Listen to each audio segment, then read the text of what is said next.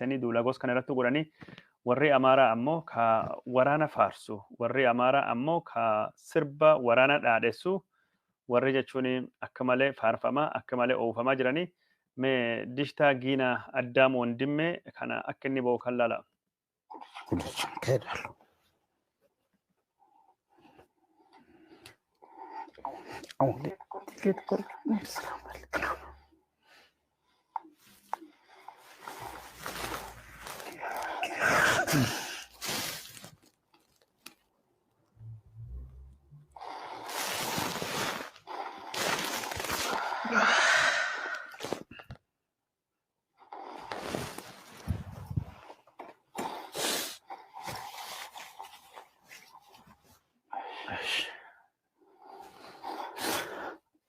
Nage cinka problemi እግዚአብሔር ይስጣችሁ ከልብ እስካሁን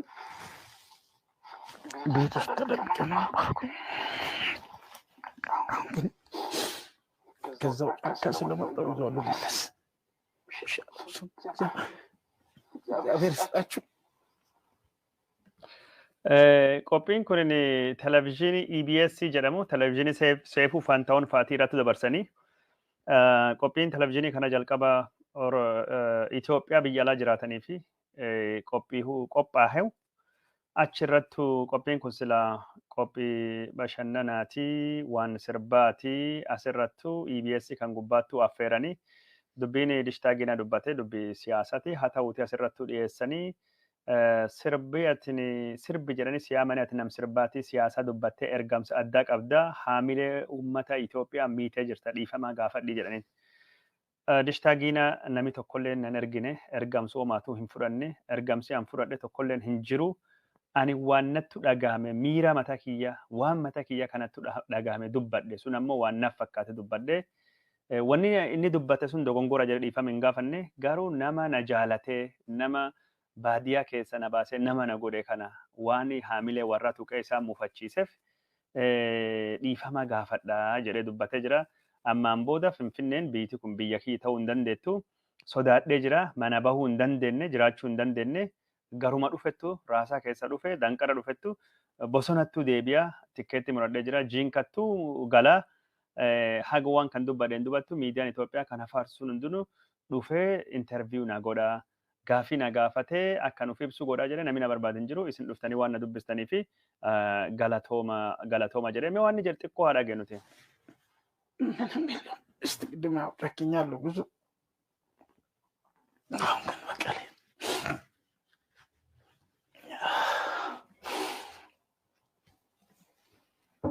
እንደዚህ ቁጭ ቤ ማውራት አልነበረብኝም አይጋብዘኝም ቁጭ ለማለት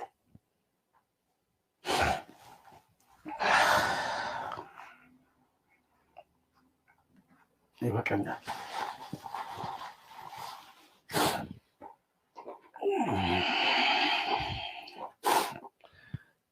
Dishtaa giinaa kan caala wanni anaas waa dubbadhu hin jiru televezyiinii akkasittu dhiisa deeme warra na jaalatu haamilee isaanii waan tuqeefi jedhe garuu dhaamsiisaa waraanii hin barbaachisu ka jedhe sanii fi waan takka illee hin dubbanne dishtaa giinaa dhiira jaba namaati hayyuu biyya namni hundinuu Abiy Ahmediiti harka dhaanu biyya namni hunduu waraan dhaadheessu biyya obboleeyyan dhiig walii dibattu dhiig walii dhangalaastu biyya abbaan amantii waan dhugaa hin dubbanne biyya jechuun hayyuun abbaan gadaa haqa hin dubbanne biyya beekaa hin qabne biyya namni hunduu obboleeyyan dhiig walii dibattee wal balleessu biyya diigamtu biyya afaan hallayyaa gubbaa jirtu namni hunduu biyya dhiibee hallayyaa keessa buusutti dhugaa dubbate garuu Itoophiyaa keessatti dhugaa dubbachuun gatii qabdi.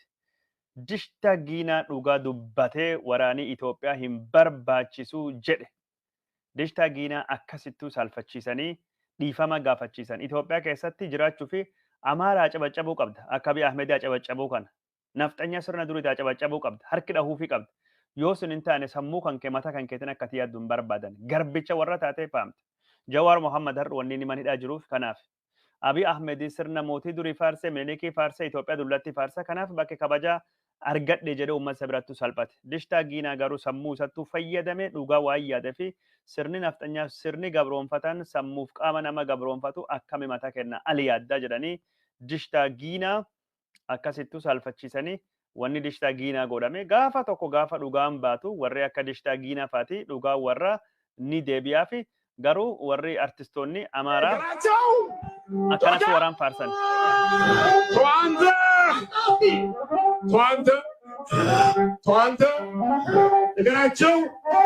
እግራቸው ተደራደር ለሚል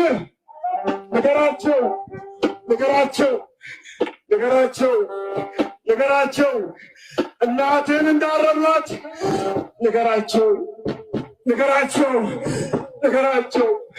መቅደስህን እንዳፈረሱት ንገራቸው ከቀዬ እንዳባረ ንገራቸው ቶታ ተዋንተ televizyiinii naannoo Amaaraa irraati wanni kunini Abbaay miidiyaaleen dabarsee jira. Araar wanni jedhame hin jiru warri jedhu akkanattu faarsaa jiran. Warra araarii hin barbaachisu lolattu barbaachisaa junta barbadeessinaa Oromoo woboo barbadeessinaa jedhu akkanattu warri kun faarfamu artist jedhama. Biyya hammeeny warri barsiisu. Biyya warri nagaa hin jaalanne. Akkam araaramnu hin jedhani. Araarii akkamiin ta'a warra kan wajjin. Hammeenyi barsiifnaa jedhee dubbate maqaan isaa eenyudha dhiyoo Yohaannis Booyaaloo akkasi kennee jechaa jiru. Warra hammeenyi barsiisu kanattu faarfamee dishtaagiinaa keessattuu kabaja dhabe. Dishtaagiinaa biyyinni kabaja keessattuu dhabe warri kanaan dura jechuun bara Mangistuu Hayilemaariyaam faalleen bara Mangistuu Hayilemaariyaam illeen duubattu Ihaadigillee fa wajjin billa lama billa sadii nyaate ka akka Taammaanyi Bayyenee faatii ammaan tan biyyattuu deebi'anii jiran. Taammaanyi Bayyenee biyyattuu galee akka gootattu simatamee jira. Taammaanyi Bayyenee biyya dishtaagiinaa itti salphatu, biyya hacaaluun itti jeefamu, biyya ammoo eenyudha? Warri akka Taammaanyi Bayyenee, warri akka Teedii Afroo faatii kabajaa itti qabudha. Itoophiyaan biyya gos kanaati. Itoophiyaa jechuun biyya gos kanaatidha wanni deemaa jira. Kana ka jechuu barbaadu Taammaanyi Bayyenee biyyattuu galee jira. Gaafa dhiyoo kana yoo dubbatu laayivii Itoophiyaattuu galee biyya kiyyaa waan danda'e hundaaniyyuu qabsaawaa biyya kiyyaa deemee lola ammaan booda Ameerikaattuu nan agartanii deemee biyya kiyyaa fi gumaachinarra eeggamu gumaachaa jedhee dubbatee ture Taammaanyi Bayyenee sun garuu ammaan tana Taammaanyi Bayyenee sun ammaan tan biyyattuu galee waraana waan dabarte duula qawwee hidhachuu waan dabarte waa hundaayyuu hin godhaa jedhee jira. Qawwee hidhachuu ammoo hin godhu. Qawwee ala waan ta'e hunda waan biyyittii isaa isirra eegattu loluu fi deema. Qawwee alatti waan biyyittii Itoophiyaa isirra barbaaddu hin deema. Qawwee fi ma hin deemne ilmi kiyyini hin loliinaan jedhe lolaa alatti yookaan waraanaan alatti qawween alatti waan godhu qabu hundaayyuu godhaa jedhame Taammaanyi Bayyenee bara Mangistuu Hayilemaariyaam illee waanuma gos kana godhe waan bara Mangistuu Hayilemaariyaam inni godha dhageenyu. ቀርቷል አይመጣም እንደዚህ ነው እንደዛ የሚባለው ነበር። ግን እንኳንስ ሀገሬን ኢትዮጵያን ለከዳው አዝናለሁ። ለሆነ ኢትዮጵያ የሚሉት የሀገር መጠሪያ ቃል ውጭ ሀገር ሲሆኑ እጥፍ ይናፍቃል። የባንዲራ ፍቅር ልብ ይሰነጥቃል። እምነቴ በልቤ ዘላለም ይጸድቃል። ትናንት ሆነ ዛሬ ነገን የማምንበት ከእናት ሀገሬ ጋር በአንድነት መሰንበት እኔ በበኩሌ ይሄን ነው የማምነው። ኢትዮጵያዊነት ሀገሬን መውደድን የሚነፍገኝ ማን ነው?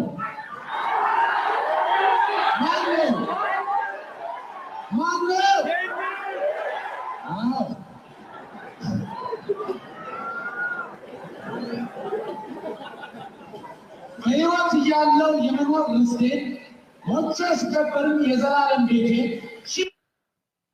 daawwattoota keenya jaallatamoo fi kabajamoo kunin Taammaanyi Bayyeneeti. Taammaanyi Bayyenee bara 1991 baatii 8ffaa keessa gaafa Ihaadig yookaan ammoo Hewwahaat biyya seenuu fi qophaawaa ture sani Shawaa Kaabaa gaafa inni Walloo Kibbaa qabatee gara Finfinnee dhufaa jiru hiriira Mangistuu Hayilemaariyaam kadhuma kadhaamannoo qopheessan irrattu biyya kiyyirra wani na baasin jiru biyya kiyyattu du'aa jedhee Taammaanyi gaafa san ummata baasee walaloo dubbisaa ture. isa faa Areggaany Waraash faa Nawaay Dabbabee faa Xilahuun Gassasee faati warri hundinuu Xilahuu waan dabarte Areggaany waan dabarte Nawaay faati Areggaany faati Taammaany faati biyya baqatanii bayan. Waggaa 30 baqatee qeerroo galata qeerroo Taammaany biyyattuu deebi'ee ammallee Taammaany ka biyyattuu deebi'ee naga dhaamachuu fi deebi'ee maal jennaan akka biyya baqatu ammallee hin beeka kanaaf deemee namni qoosatti godhaa jira. Taammaanyiin sunini biyyattuu deebi'ee miidiyaan xiyyeeffannoo guddaa kennee fi dhimma isaa haasawaa turanii isa qofa odoo hin taane kabira nama biyyattuu galee Darajjee Habtewald ka zeenaa tuubisulleen biyyattuu galee innis guddoo faarfamee dhimmi isaa guddoo irraa odeeffamaa ture haala gosa sanittuu jira jechuudha. Taammaanyi Bayyanee biyyattuu deebi'ee jira. Warri isaanii dinqisiifachaa jiranii yeroo kanattuu biyyatti galuun kan kee yeroo namni baqatutti biyyatti deebi'uun kan kee waan akka malee guddaa ittiin jiranii. Garuu Taammaanyi Bayyanee akkuma malisaa akkuma bara dargii baqate ammallee baqachuu deemaa jedhamee akkasittuu dubbatamaa jira. Haalli jiru haala gosa kanaati. Taammaanyi Bayyanee haali isaa jechuun hordofne kan isin biraan geennu ta'a. Ammaa fi biyyattuu deebi'ee jira. Garuu akkuma amali isaa akkuma aadaa isaa baqachuu hin dhiisu baqachuu deemaa suni jechuu barbaanna. Oduu gara biraatiin ammoo biyya keessattuu yeroo ammaan tana raafamii guddaan seenee jira. Raafama guddaa seene kana walittuu qabatee namni maqaan isaa guddaa ka'u Kaabii Ahmedillee karaan jaldeessi gaaraa hallayyaattu nama geessa akkuma jedhanii karaan Daani'el Kibratii hallayyaattu geessa Abiy Ahmedii karaa hallayyaa kana ka geesse Daani'el Kibratii jedhamee dubbatama. Daani'el Kibratii karaa miidiyaa hawaasaatiin waan inni barreessu kammoo mata duree guddaa tahee ka'ee jira. Daani'el Kibratii Itoophiyaan ol ka'iinsa gubbaa jirti irra nuun buusina Itoophiyaa kaffita laayinech Itoophiyaa kaffita tamachitonal ከዚህ ከፍታ ላይ እባካችሁን አታወርዱን jedhee kanaan dura dubbachuu isinitti himne turre. Amma Daani'el Itoophiyaan gara kaffitaattu jedhamti sunini hin kaane fakkaatti ammaantaan ka'uuttu deemti. Kanaafuu mankoraakuriin yookaan ammoo helikopteriin Itoophiyaa gara ol ka'iinsaa qabatee geessu ammaantaan ol kahee jira. Irra nafina jedhee dhaamsa dhaamatee jira. ኢትዮጵያ እየተነሳች ነው። ኢትዮጵያን ኦል ካያ ጅርቲ ዳንኤል ክብረት መንኮራኮር ስነሳ አብሮ ያልተነሳ ሰው መንኮራኮር አየር ላይ እያለ አይደርስበትም። ኢትዮጵያ ስትነሳ ያልተነሳ ሰው ያለው አማራጭ አንድ ነው። አንገቱን ቀና አድርጎ ኢትዮጵያ ተነስታ ስትሰበር ማየት ብቻ። የኢትዮጵያ መንኮራኮር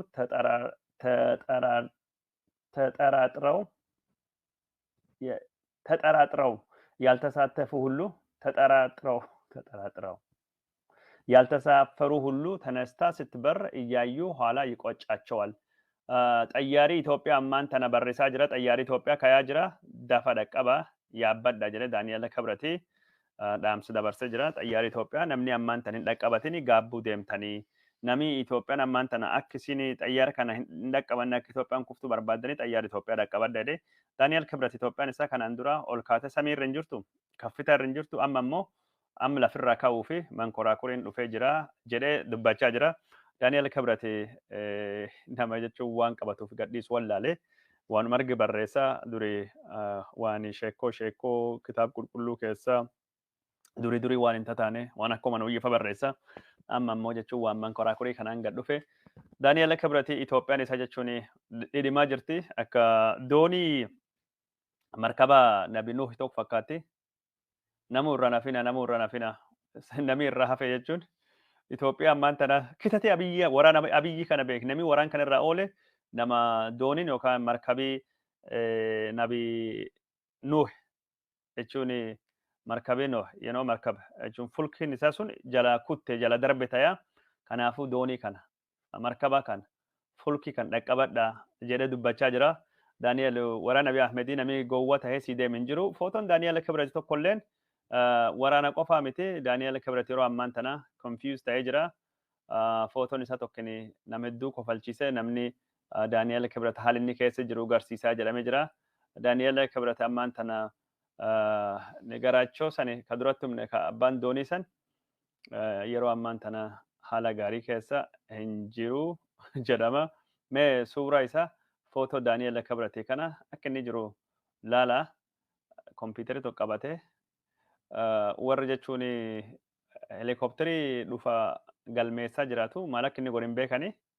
Maybe warra listii nama mankoraakuri Itoophiyaa san harkaa qaba waan suni godhaa jiraatutti wanni Daani'eel Kibratii godhaa jiru hin beekamu. Mee waan Daani'eel Kibratii godhaa jiru alaalluti kompiitara of dura kaa'ee Daani'eeliin kiyya kana ni garaachuun kiyya. Daani'eel kiyya akkas jira. Kompiitara of dura kaa'ee jira. Taa'ee jira. Wanni tokko kitaaba wayii guddaa tokko biraa qaba. Kitaaba qulqulluu isaatu hin beeknu. Kitaaba kan of duraa qaba.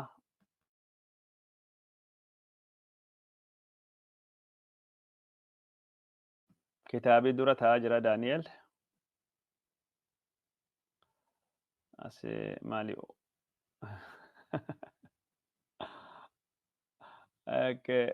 Suni Daani'eel Kibratiiti.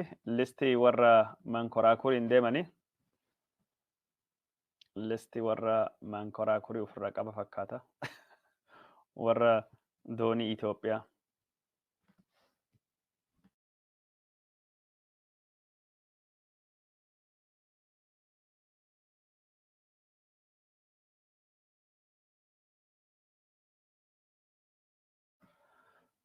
Daani'eel Kibrat.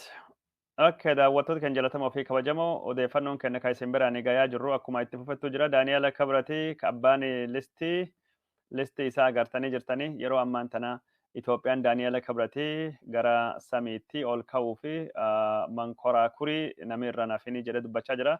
Opiidiyoon gad baatee waan dubbattuu fi gadhiistu wallaalta jirti. Waraanii waggaa tokkoon durattu የህግ በላይነት ለማስከበር የተደረገ ጦርነት ወራኒ ኦላንቱማ ሴራ hojiirra oolchuuf jalqabe ammaan tana waraana Itoophiyaa dandamachuu bira darbee waraana Afrikaa dandamachuuti Afrikaan guutuun nu gargaaranii yaamicha dhiyeessaa jiranii. Kanaan dura Isaayyaas Afeworqillee akka yaamanii Itoophiyaa gargaaruu akka barbaadan dubbannee turre amma waraanii kunini waraana Itoophiyaa irrattu addunyaan godhaa jirtu jechuudhani.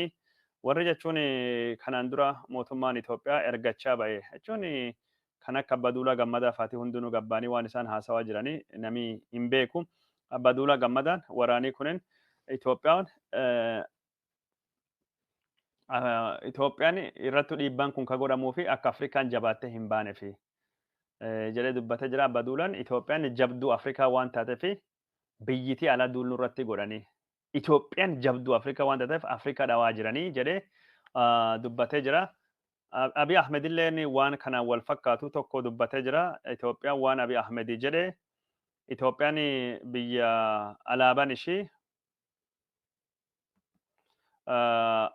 ishii alaabaa Afrikaa ta'e alaabaan Itoophiyaa alaabaan magariisii boorii diiman Itoophiyaa kiyya kana ka fakkeenya Afrikaa taate yoo millee cabsuu hin danda'anii Afrikaa cabsuu hin danda'an jedhee karaa tiwiitarii isaatiin barreessee jira.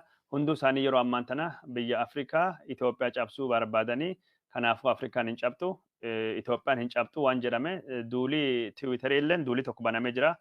No more jedhama duulii kunin Afrikaa koloneeffatamuun hin danda'amu. Warra jechuun paan Afrikaanistoota jedhamu paanalistoota Finfinneettuu yaamanii affeeranii warra dippiloomaatota gariifaa wakkaffalanii warra miidiyaa gaffidanii nu koloneeffachuu fi Afrikaa koloneeffachuu fi duulaa biyyoonni faranjii Ameerikaan godhaa jirtu hin fudhannu jaarraa kanattu duulii sunini hin milkaa'u waan jedhamu akkasii goosaa jiranii.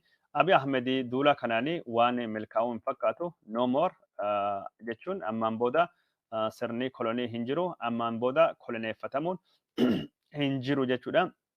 Mata dureen duula kana akkasii fakkaata. Mee yeroo tokko na eegaa.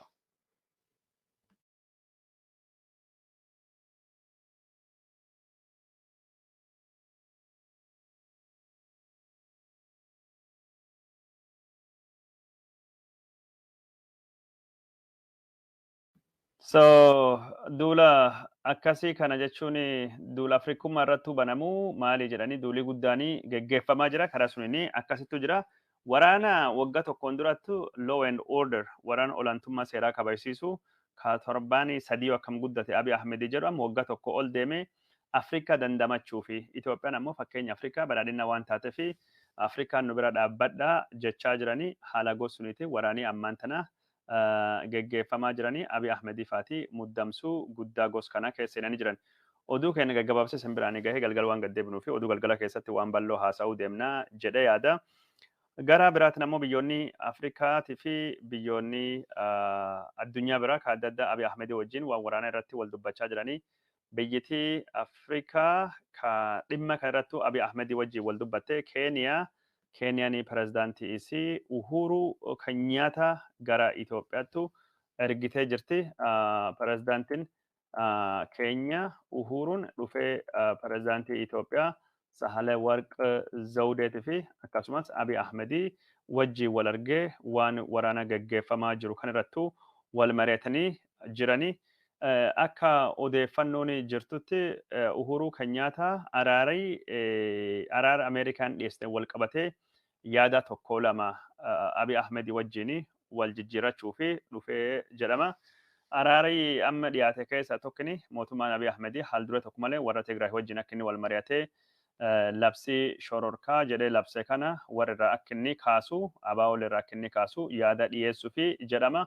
Haa ta'uuti malee mootummaan Abiy Ahmed haala araarii ittiin dhiyaate kana yeroo ammaan tana fudhachuu akka hin dandeenye dubbatamaa jira. Warri Amaaraa hin hayyamu jedha. Pirezidaantiin Keenya kunoo kana ka argaa jirtanii Abiy Ahmed wajjin jira. Kalee Abiy Ahmed wajjin yoo isaanii magaalaa Finfinnee keessa Abiy Ahmed deemee mootummaan isaa boolettuu simatee xayyaara Abiy Ahmed wanni jedhe maqaan isaa maalidha. Isattuu konkolaataa ittiin oofe magaala keessa haala gosa kanaatiin jechuun dubbiin sun ni gaggeeffamaa ture. Pirezidaantitti biyya isiillee wajjin wal dubbatee ture. Haasaa warri wal dubbate kun waan araara waraana gaggeeffamaa jiru kanaanii wal qabatu jedhama. Haa ta'uuti malee warri Itoophiyaa yoo warri Amaaraa hagammaan tana hayyamin kennine Abiy Ahmed dhimma araaraa irratti waan inni godhuu danda'u harki isaa hidhamee jira yookaan ammoo harki isaa kottaa'ee jira jedhama. Haala gosa kanaatiin kalee Uhuru Kenyaata pirezidaantitti haasawaa ture. Abiy taa'ee dhageeffata. Abiy barataa waan dippiloomaasii waan adda addaa waan biyyoonni walaasa waan nama barataa jiru fakkaata. Konkolaataanii Finfinnee rakkoo watakka hin jirtu jedhee magaalaa keessa isumattuu oofaa ture. Carraa kanattuu fayyadamee Finfinnee keessa rakkoo uumatu akka hin jirre agarsiisuu fi Uhuru Kenyaata olii gadi qabatee ittiin deemaa ture jedhamee dubbatame jira.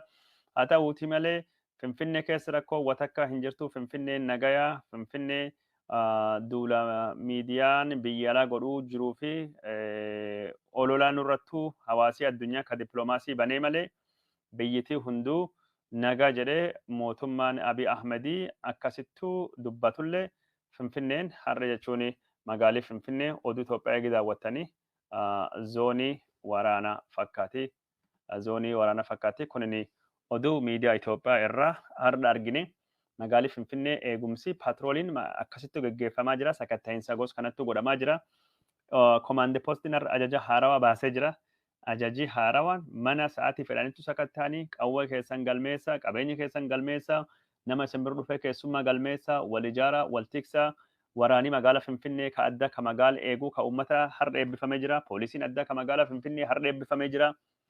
Finfinneen Abiy Ahmed woboon hin jiru, waan tokkolleen hin jiru inni jedhu kunin Finfinnee sodaa fakkaatti har'a haala gosa kanaatiin sakatta'iinsi makiina waraanaa kun magaalaa Finfinneeti. Oduu kana deemtanii Waaltaa fi Itiyoo maal jedhaniin EBC gubbaa jira Ethiopian Broadcast Corporation hunda irrattuu har'a magaalii Finfinnee zoonii waraanaa fakkaata.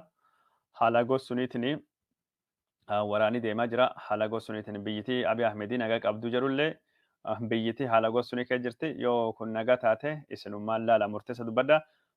Itoophiyaan Abiy Ahmed haalli isin ammaan tan keessa jirtu haala gosa kana fakkaata.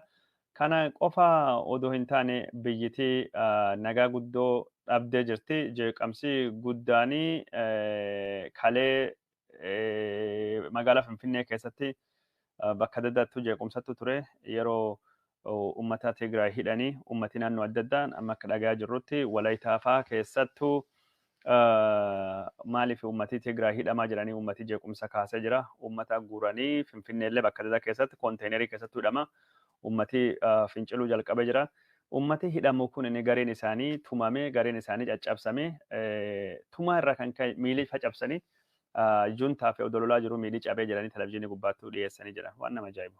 Guraan tokkini warra Finfinnee qabanii odoo tumanii harka miila facabsanii warra miilii harki cabesan wayaa isaanii dhiigan maranii kunoo booji'amtoota juntaa kalola irratti madaa'anii qabne jedhanii nama Finfinnee gootaraa fuudhan yookaan nama markaatoo qaban boolee Mikaayilii qaban akkasittuu dookimentari televizyiinii hojjechiisaa jiranii haala gosa kanaatiin warra Walaayittaa fa'aa qaban naannoo garii keessatti jeequ maaliif obboleeyyan keenya akka Tigraay warri waraan keessa hin jiru jiinkattuma nama qabdan jiinka lafa dishtaa giinaasan jiinka aanaa kurraas dhaasan achi keessattuu nama qabanii tuma irraa kakaasaa achilee akkasuma caccabsanii haala gosa kanaatiin dookimentari televizyiiniitii fi booji'amtoota ni dhiyeessanii namni kun kan qabame daangaa Suudaanii kibbaa irraa qabame jiinka irraa gara gadii haalii ammaan tan jedhu Itoophiyaan Abiy Ahmedii kana fakkaatti wanni deemaa jiru waan gosa kanaati.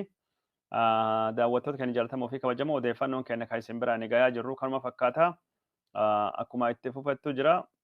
Oduu takka isin biraan hageennuti. Oduun isin biraan geennu magaalii Sanbate magaalii kun magaalaa guddittii ana jiillee dhummuugati. Waraanii Abiy Ahmedii ka godina Kamisee kadhuma qarqara magaalaa Sanbate kana achittuu maadheeffatee laga Hayaatu laga jedhamu naannoo Raddee Qorree achi qoree achiin gad bu'ee lafa jechuun naannoo Amaaraa ka achittuu dhiyaattu axaayyetii fi jidduu kan maajatee naannoo kan qabate ture. Waraanii kun kalee eegee humnoonni waraanaa bilisummaa Oromootii fi humnoonni Tigraay karaa gadiitiin muraniin dubattu lafa kan gadhiisanii baqatanii jiranii. Lafi isaan gadhiisanii baqatan kana ammaan tana waraanii bilisummaa Oromoo har'a guututti to'atee jira. Waraanii bilisummaa Oromoo magaalii dhuma guddoon magaalii aanaa kana godinii Kamisee kun aanaa 5 akkas qaba. Magaalii dhuma ka to'annoo mootummaa jala jirtu to'annoo mootummaa miti. Ka guututti waraanii bilisummaa Oromoo hin to'atin magaalaa kana har'a waraanii bilisummaa Oromoo guututti jiillee to'atee jira. Meeshaa waraana gadiin dhiyaanne booji'anii jiran. Kun jechuun odeeffannuma kalee mirkaneeffannee har'a waraanii guutuu seenee kalee waraanii Itoophiyaa dhiisee bahee meeshaalee waraanaa gurguddaa kalaashii bireenii taankiin wanni dhiisanii baqatan jiraachuun mala akka dubbatamutti gara basaa lagattu gara hallayyaa laga kanatti baqate mootummaan Abiy Ahmedii meeshaa waraanaa takkallee achi hin baafannee lubbuun abaasii achi dhiyeessanii gadhiisanii baqatanii gadhiisanii fiigan jechuudha. Haala gosa kanattu jira waraanii kunini kan inni itti gaggeeffamee haala ammaan tana kufaatii mootummaa Abiy Ahmedii akka malee ariifachiisuu danda'uun waraanii Abiy Ahmedii mu'amee gara walloo kibbaa keessa guututti bahee jira. Akkuma kanaan durattuu gabaasnee jirru axaayyee fi maajateen faatee guutummaatti qabatanii jiranii amma lolli shawaa roobitii qabachuu fi gaggeeffamaa jira. Kun harkaa baatee jennaan Dabra Siinaa achiin Dabra Birhaan jechuudha. Lolii gaggeeffamuu deemu lola guddaatu achittuu gaggeeffamaa jira. Miidiyaan hawaasaa viidiyoo fi suuraalee waraanatiin guutamee jira. Haala waraanii keessatti gaggeeffamaa jiruun mee magaalaa jiillee dhummuugaa guddittii kataate Sanbate waraanii bilisummaa Oromoo yoo inni qabatu haalii jiru maal akka fakkaatu viidiyoo sana agarsiisutti odoo jechaa jirru aanan jiillee dhummuugaa kunini magaalii Sanbatee kunini shawaa kaaba kifla hagerii shawaa irra ka dhufeedha. Kifla hagerii shawaa irra dhufeedha. Irra dhufee walloo kibbaatiin walitti dabalan. Aanan jechuun shanaan keessa aanan ammaan tan argobbaa irra bahee durii aana 6 ture. Aanan adda argobbaa ka shoonkee kun irra bahee malee aanan lamini shawaa irra muramee dhufe aanan 4 walloo irra muramee godinii addaa Oromiyaa akkasiin dhaabbate. Kanaaf jiillee qabatan jechuun shawaa qabatan jechuudha. Lafa shawaa keessatti jechuudha. Jiillee dhummuugaa durii kifla hagerii shawaa jal jirti. Waraanii yeroo Kamisee to'atu kagarsiisu waraanii Kamisee seenuu kagarsiisu viidiyoon tokkinees jira. Waraanii taankiin Kamisee seenu waraana akka malee guddaati. Waraanii bilisummaa Oromootiif humnoonni Tigraay Kamisee seenanii waraana Abiy Ahmedii ari'anii yoo isaan baasan viidiyoon agarsiisu tokko jira. Galgala isin agarsiisuti. Ammaan tana okay. I think argee jira jechuun agarsiisuuf namatti hin tolu jechuun garagalee jira. Haala gosa kanaatiif galgala sirreessa edit godhe ol deebisee agarsiisa. Kaan ammoo humnoonni Tigraay magaalaa miillee to'achuu fi jedhamee jira. Magaalittii miillee jechuun kakaraanee konkolaataa fi karaan konkolaataa Jibuutii fi Finfinnee keessa bahu darbu magaalli kun teessoo waraana akka malee cimaa teessoo waraana jabduudha. Finfinnee fi Jibuutii walitti fiduu qofa osoo hin taane kan goonan gargaarsi namooma Tigraahii seenuu danda'a jechuun dhiibbaa mootummaa Abiy Ahmedii malee jedhama. Warri Tigraay guutumaa guututti magaala kan qabannee jirraa jedha. Mootummaan Abiy Ahmedii magaalii kunin harkaan hin baane haga ammaan tana lolli cimaanii miillee fi yookaan miilla irrattu gaggeeffamaa jira jedhu. Nu ammoo odeeffannoo achirra arganne akka jirutti magaalii Abiy Ahmedii maddeen ijoollee Affaar akka dubbachaa jirtutti miillee cabsanii jiranii harki guddaa miilleetii fi kallattii hedduun warra Tigraay seenaa jira. Garuu magaalii waraanni Abiy Ahmedii faffaca'aa jirullee haftee waraana Abiy Ahmedii hedduutu jira. Magaalii miillee kunini haga ammaan tana guutumaa guutuu harka Tigraay hin seenne yookaan harka mootummaa Itoophiyaa irraa hin baane. Waraanni Abiy kifla xoorii 12 birgadii 4ffaa meekanaayizidii ka tahe diroonotaa fi helikopterii hedduudhaanii akkasumas waraana xayyaaraa fi miigii xayyaaraatiin gargaarame waraanni birgadii Eertiraa lamirrattu hirmaatee liyyuu haayilii Oromiyaatii fi Affaariitii fi Amaaraa waraana akka malee ammayyaa tahettu asirrattu deemee lola kana geggeessee jira jedhamee dubbatamee jira. Warri Tigraahii waraana kan hundaayyuu karaa lamaan tokko karaa cifraatanii lama karaa kibbaa dhihaa irraa baateerra waraan dhufe kan waraan bilisummaa Oromoo Tigraay wajjin ta'anii kallattii lamaan cabsuu fi carraaqanii jiranii. Amma millee kallattii lamaan seenanii harka guddaa lafa tahee to'atanii jiranii jedhamee dubbatamee jira. Haga ammaan tana waraanni Abiy Ahmedii guutumaa guututti magaalaa keessaa akka inni hin qulqulloofnetu jira. Garuu miidiyaan Tigraahii to'annee jirraa jedha. Mootummaan Abiy Ahmedii ammoo haleellaan guutumaa guututti fashalaahee jira jedhama. Kana isanummaan akka dhageettanii waan keessaa isinii tahee akka filattanii fi isin biraan geenne daawwattoota kan jaalatamoo fi kabajamoo waraanii ammallee itti fufee jira. Woboon waraanii bilisummaa Oromoo qarqara magaalaa Finfinneetu tarkaanfilee fudhachuu jalqabee jira. Tarkaanfiin inni fudhachaa jiru keessattuu qarqari magaalaa Finfinnee ammaan tana zoonii waraanaa tahee har'a magaalaa Finfinnee waraanii isin agartanii ka Adaanech Abeebee magaalaa guutuu keessatti shororkaanii guddaan seenee muddamee waraanii eegama magaalii waraanaan eegamaa jira. Waraana magaala eegaa jiru kana isin garsiisna. Suuraan kun durattuu ka barbaadaa ture.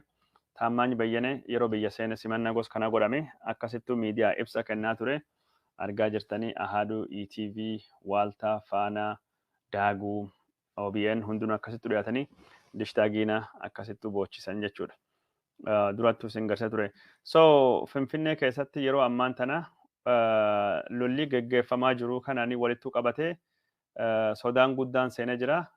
Abiy Ahmedii Finfinneen lafti nagaa wanti tokkolleen hin turre jedhee pirezidaantii keenya ka tahe maqaan isaa Uhuru Kenyaata dirree xayyaaraa Boolee irraa fuudhee ittiin deemaa ture. Kalee mataan isaa rakkoo watakka hin jiru makiinaan akkas keessa oofaa lafti nagaya sodaan uumaatu hin jiru miidiyaa addunyaatti uumaa jedhanii dubbatamaa ture. Haa ta'uuti malee magaalii Finfinnee sodaa guddaan akka guutame ka agarsiisu ajaja komaandi poostiin har'a baasee fi eegumsa addaa ka magaalii Finfinnee mootummaan Abiy Ahmedii ammaan tana Adaanech Abeebee wajjin tahaa godhaa jirutu agarsiisa. Suuraalee sun duratti san garsee ture. Suuraan magaalaa Finfinnee kun oduu Waaltaa gubbaa fi EBC gubbaattu dhiyaate. Magaalii Finfinnee yoo lafti nagaa taate humni waraanaa gosa kanaa maali? Yoo biyyittiin nagaa taate waraanni gosa kanaa ka magaalaa Finfinnee marsee man nama keessa deemee nama sakatta'uu maalidha? Yoo biyyittii Finfinnee nagaa taate woboon hin jiraanne poolisii 10,000 magaalaa Finfinnee poolisii uummata leenjisnee jira dargaggeessi lafa eega jedhanii mancaa fi shimala qooduun maalidha? Haalli ammaan tana Adaanech Abeebee keessa jirtu magaalii Finfinnee waan gosa kana fakkaata. Daawwattoota keenya jaalatamoo fi kabajamoo oduun keenya ka isin biraan gayaa jirru kana fakkaata. Adaanech Abeebee wanni ishiin irra dubbatte tokkini nama hedduu birattuu shakkii hedduullee uumee jira. Itoophiyaa tokkummaa Itoophiyaa eeguu barbaanna Itoophiyaatti farsimedha. Abiy Ahmedii halkanii guyyaa yoo dubbatu Adaanech Abeebeelleen barattuu Abiy Ahmediiti isiilleen dhiyoo kana yoo dubbattu nu ijoolleen adwaa agwaadhaan Ameerikaan agwaan nuun sodaachistu Kanaafuu tokkummaa Itoophiyaa nu caalaa namii jaalatu hin jiru tokkummaa Itoophiyaa duuni argamne malee hin tuqamtu hin diigamtu jettee har'a immoo ኢትዮጵያ ማፍረስ አያስፈልግም የትግራይ መንግስት ለመመስረት ትግራይ ሀገር ለማድረግ ካስፈለገ አሰራር አለን ህግ አለን በህግ መሰረት ሄዶ ትግራይን በህዝብ ውሳኔ ማፍረስ ይችላሉ ለምንድነው መከላከያ ማፍረስ የሚያስፈልገው ትግራይን ሀገር ለማድረግ ለምንድነው የኢትዮጵያ ልጆች የኢትዮጵያን ነፃነት የኢትዮጵያን ድንበር በተለይ ከማንንም በላይ ደግሞ ትግራይ ሲጠብቁ የነበሩትን እነኛን ጀግኖች አጋድሞ ማረድ የመጣው እነሱ ላይ ቦምብ በመወርወር መረሸን ለምን መጣ? በቃ የትግራይ ህዝብ ሀገር መሆን እንፈልጋለን ከኢትዮጵያ ተገንጥለን ካሉ እኮ ራሳቸው የቀረጹት ህገ መንግስት ላይ የተቀመጠ እኮ አንቀጽ አለ። በዛ መሰረት መሄድ ነው። ምንም ከኢህአዴግ ውስጥ ወይም ደግሞ አዳነች አቤቤ ከዱባቻ ጅርቱ አዳነች አቤቤት ቡልቺቱ መጋላ ፍንፍኔቲ ዮዴሙ በርባዳ ወረ ትግራሂ አዴመኒት ኑራ ወሪ አንጎዳ ማለ tokkummaan Itoophiyaa dantaa warraati miti. Lammaffaa qabxiin ishee ራሳቸው የቀረጹት ህገ መንግስት አለ። ሄሪ አማን ተና ሄራ ትግሬቲ ማለ ሄር ኢትዮጵያቲ miti. warri kun itti namananii Abiy Ahmed faati heera bira fidu fedhanii heer jijjiiruu barbaadanii heeri ammaan tana kasabaa fi sablammii mirgi kenne kunini Tigree wajjin baduu qabaa jedhanii tamananii ራሳቸው የቀረጹት ህገ መንግስት አለ jette. Adaanechilleen bulchitu magaalaa Finfinneeti. Akka nama Finfinnee taate warra jechuun Finfinnee dubbatti mee dhageeffadha irra deebisne waan ishin jette xiqqoo tokko dhageeffadha. ፈልጋለን ከኢትዮጵያ ተገንጥለን ካሉ እኮ ራሳቸው የቀረጹት ህገ መንግስት ላይ የተቀመጠ እኮ አንቀጽ አለ። ራሳቸው የቀረጹት ህገ መንግስት ላይ ያለው አንቀጽ አለ ጀተ ኮፋልቲ በቃ የትግራይ ህዝብ ሀገር መሆን እንፈልጋለን ከኢትዮጵያ ተገንጥለን ካሉ እኮ ራሳቸው የቀረጹት ህገ መንግስት ላይ የተቀመጠ እኮ አንቀጽ አለ። ራሳቸው የቀረጹት ሰቀጥ ማል ጀላ ወር ኩኒ wanta hin beeka dibete war amara kan gammachiisu wanni isaan hin dubbanne wanni isaan hin haasofne hin jiru waan gos kanaati wanni Adaanech Abeebee jechaa jirtu. Oduu biraatiin ammoo biyyooti alalleen Abiy Ahmed wajjin haasaa itti fufanii jiranii sun keessaa tokkini muummee ministeera Kanaadaati.